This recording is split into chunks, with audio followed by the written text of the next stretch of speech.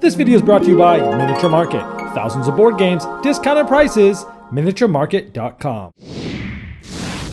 Hello my friends, it's the Game Boy Geek here. Get that tape wrapped around that fist, and then once that's there, put on those boxing gloves. Because today, it's not just time for a showdown, it is time for an ultimate showdown. This is a party game from R&R Games. It just came out with limited release at Gen Con for 3 to 8 players. This is a game where you're going to be putting different characters and people up against each other and having some interesting discussions. Let me show you how it's played. I'll see you on the other side.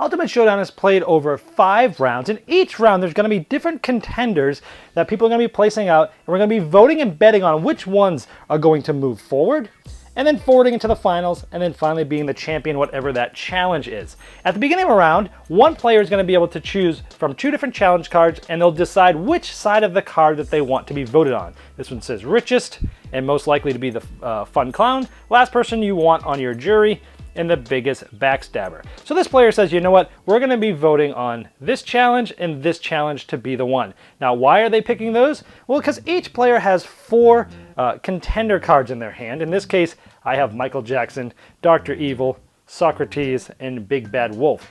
And I think that, you know what, Michael Jackson and Dr. Evil would be really good for richest, and they might be okay for this. Now, this is on an orange spot, this is on a blue spot. At this point, everybody has one of these chips that has blue and orange. They secretly put down which one they want to play, and then at the same time, everyone reveals.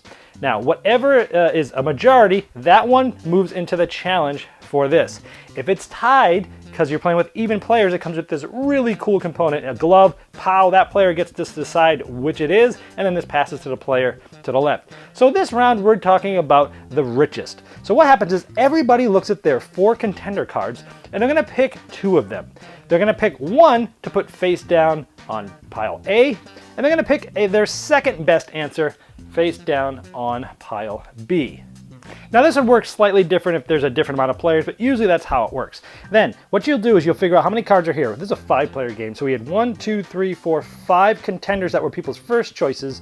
We need to have 8 total. So from the B's, which was everybody's second choice, these would get shuffled, and 3 more would be placed here so that this would equal to 8. We then shuffle all these cards and we place them out as contenders. So at this point, they're all placed out, and each of them get a number of contender. 1, 2, 3, 4, 5, 6, 7, 8. It also has a little, a little tag about them if you're not sure who they are, but most of these people you should know. Now, based upon this, everybody's going to secretly bet. Everyone has tokens between 1 through 8. They're secretly playing, trying to say who is the one that's going to win this entire showdown about the richest and be the champion, who else is going to make it to the finals, and who else is going to win at least once.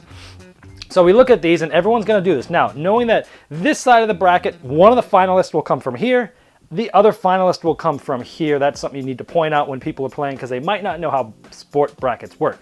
And then the fun starts. We come here and we go Bugs Bunny. So we say Bugs Bunny versus Madonna. Who's the richest? Now, everyone, again, has that token that they're doing. This is orange. This one is blue. And then they would vote on it. So they would secretly do it. Now this part, there's usually a lot of conversation going, and this is really the crux of the game where people will be lobbying for maybe the one they want to win, or maybe they're lobbying for one they just really think should win.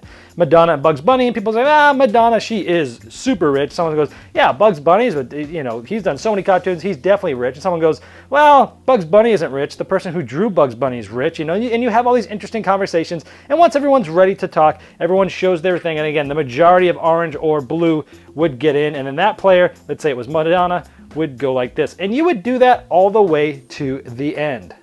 And we get down to the next one, it's Madonna versus Santa Claus. Well, Santa Claus has all these toys, he must be rich, he has elves working for him, but hey, Madonna ends up winning because, hey, she just totally is rich. And it's Michael Jackson and Dr. Evil, and someone says, well, Michael Jackson's unfortunately no longer living, but Dr. Evil is sort of fictitious, and this would be a good one, but maybe Michael Jackson gets put in.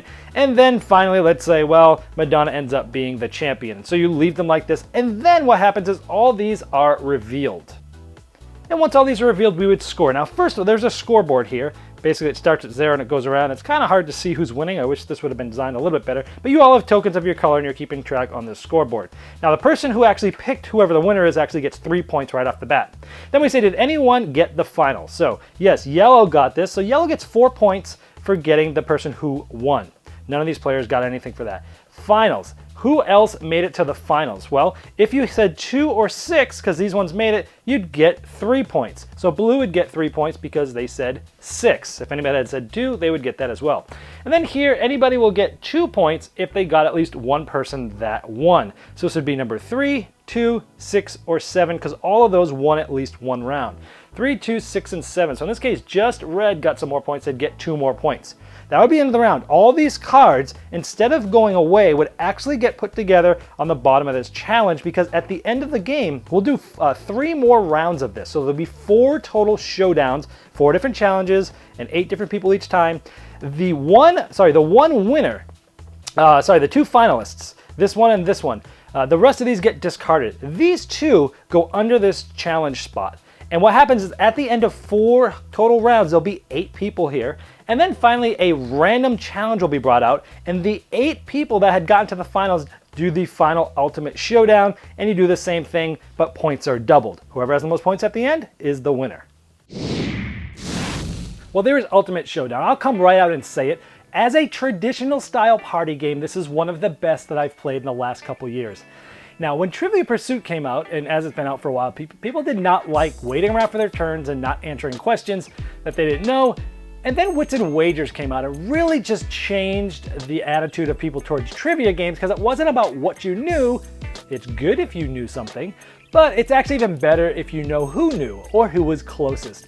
And this game, so from what Wits and Wagers did to trivia, I think this game did to the quintessential party game Apples to Apples, where that game has been so popular for a long time because it's really about playing a card and talking about it and having meaningful discussions and funny discussions with your friends. This takes that concept and turns it from an activity where people are just voting for whoever they want, because maybe not because they have the best card, and taking that and putting a real game around it. And one that's really fun for me, because I love sports and I love watching the brackets go by and who's going to beat who, which faces off against this person.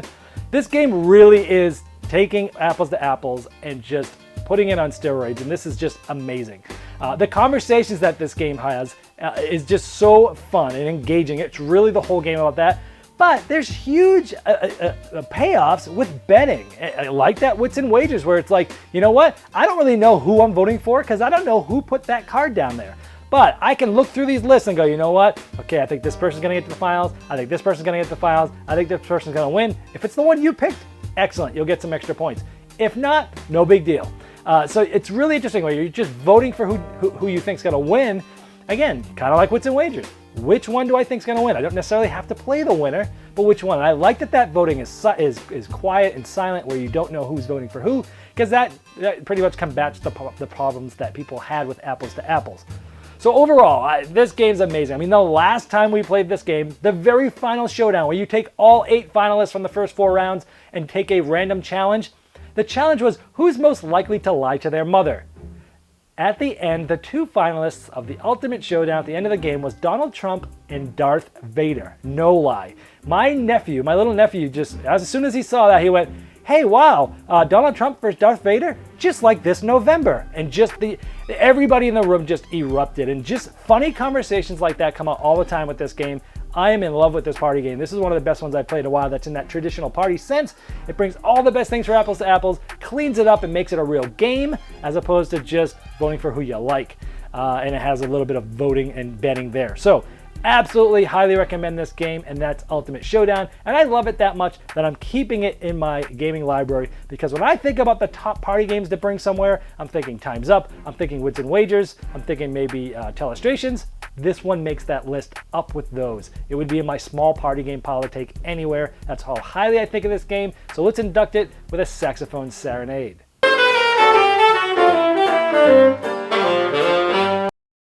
This video was sponsored by Miniature Market's Review Corner. The Review Corner features podcasts, video, and written game reviews by gamers for gamers. Miniature Market, the online gaming superstore. Thousands of board games, discounted prices. Check them out at miniaturemarket.com. I'd like to thank each and every one of you for backing me on Kickstarter, making this season become a reality. I'd like to especially thank those here that have backed me at the credit level.